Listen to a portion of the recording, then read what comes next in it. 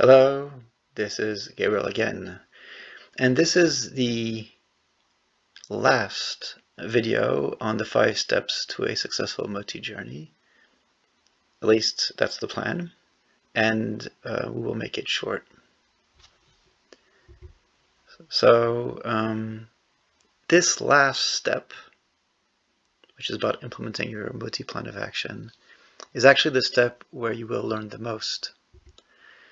As you remember, in step 1, you defined and refined the journey's purpose and objectives. You probably did that in light of reassessing a policy or wanting to design and implement a new policy, an HR policy or a volunteering policy, for example. You also started learning about self-determination theory. And in fact, as you continued on your journey, when you did the survey and you started analyzing the results, you continued to better your understanding of self-determination theory. You discussed your reflections and you listened to the reflections of the team and of other people, of other stakeholders, and maybe even, I hope, with other Moti practitioners from around the world in a peer-to-peer learning process and a peer-to-peer coaching initiative.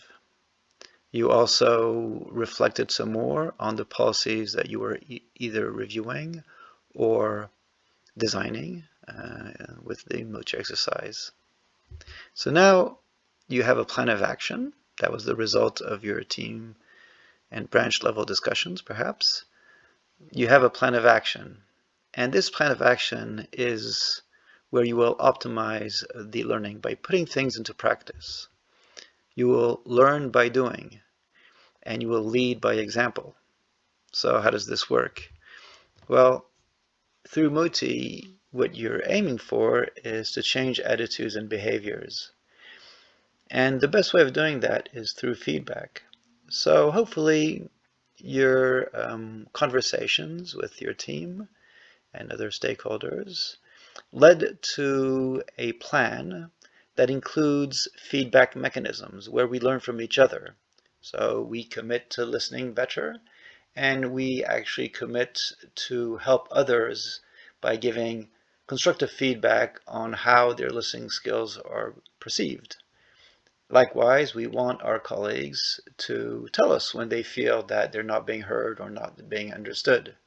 This is even more important for the supervisor. We want the supervisor to be open to feedback so that you, will continue improving your leadership skills. So we learn through feedback, and the more we put into practice the plan of action and our commitments to improve our attitude and behaviors at work, the more we will be getting positive feedback. And if we're getting maybe more critical feedback, then all the more reason to continue practicing. So that is really team learning. We help each other out by giving feedback. At the organizational level, well, as we do this and as we lead by example and encourage other colleagues outside of the team to do the same and to themselves engage in Moti exercises, well, the organizational culture will slowly evolve. And it will evolve all the more that leaders foster autonomy, belongingness, and competence within their teams and in the wider organization. That will also provide feedback. Culture changes through feedback mechanisms in the same way people do. You will also be implementing your new policy based on the reflections gained with the Moti exercise and get feedback from people on how it is evolving. In fact, evaluate the policy implementation in real time. Don't wait for 3 years to start thinking about the consequences of the policy on people's behavior. Observe people's behavior and try to link the changes in behavior to the changes in the policy. A good policy, an internal policy, should lead to changes in the wider organization. If it doesn't, that means that either the policy is seen as irrelevant and it was just a waste of time, or there's some major obstacles to its implementation, and these need to be found out before people just stop following policies in general. So the plan of action is learning by doing at the individual and team levels, and in doing so we hope that others in the organization will follow.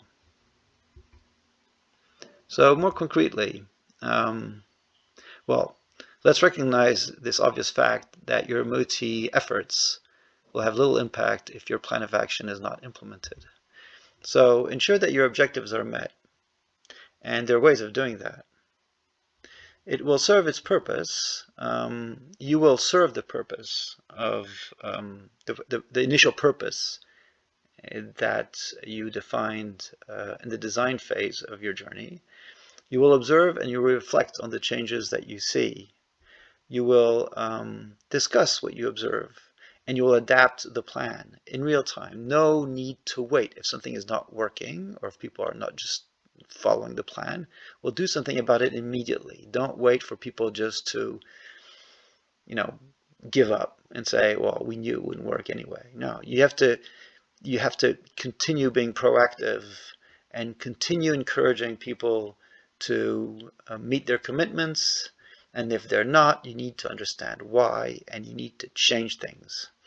This, by the way, is management. Nothing more than proper management and leadership.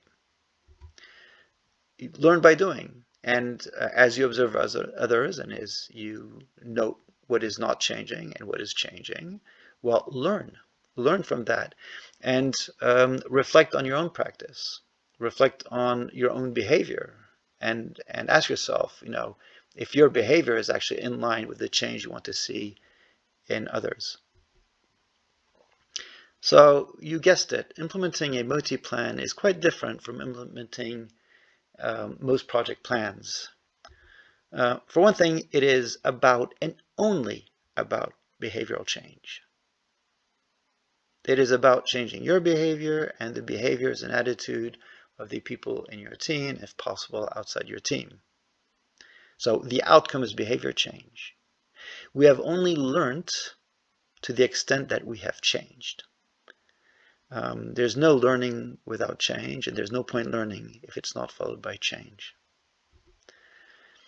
So this means that a Moti plan does not follow the traditional plan, implement, evaluate cycle.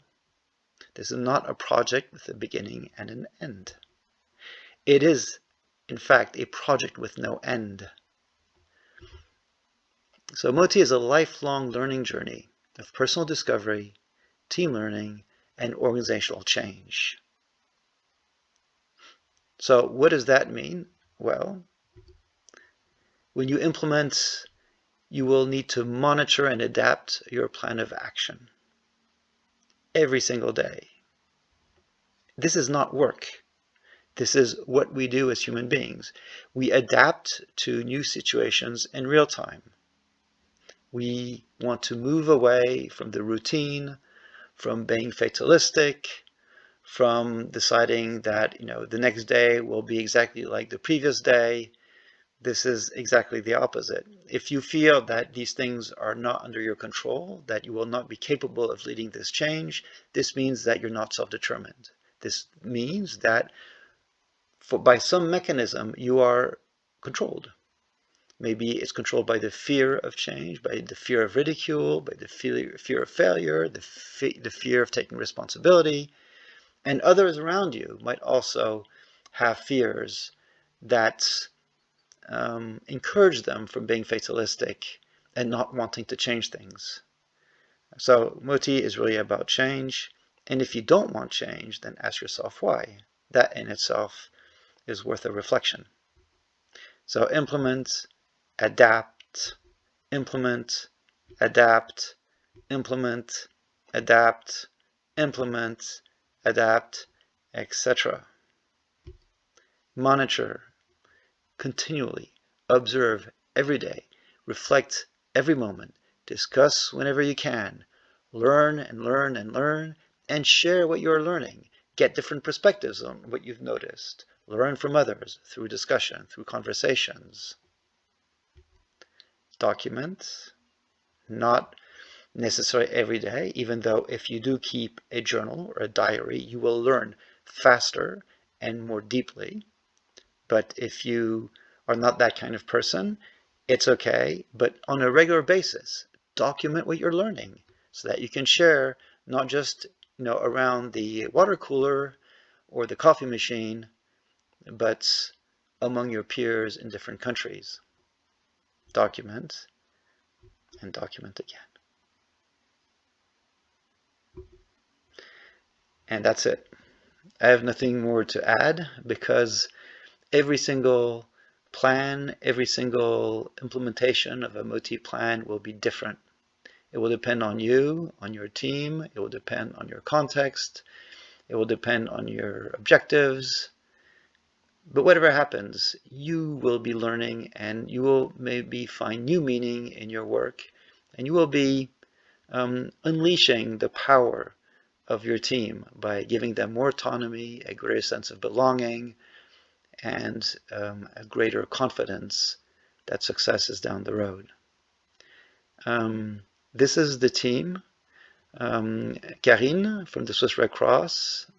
She speaks French, Spanish, and English. Please contact her if you want more information.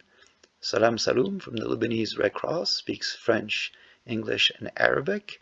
Please call him. And this is me, Gabriel Pictet. I speak French and English. Please write or call me if you want any more details on Moti. We'd be more than happy to inform you. And that's it. So see you soon, I hope. Goodbye.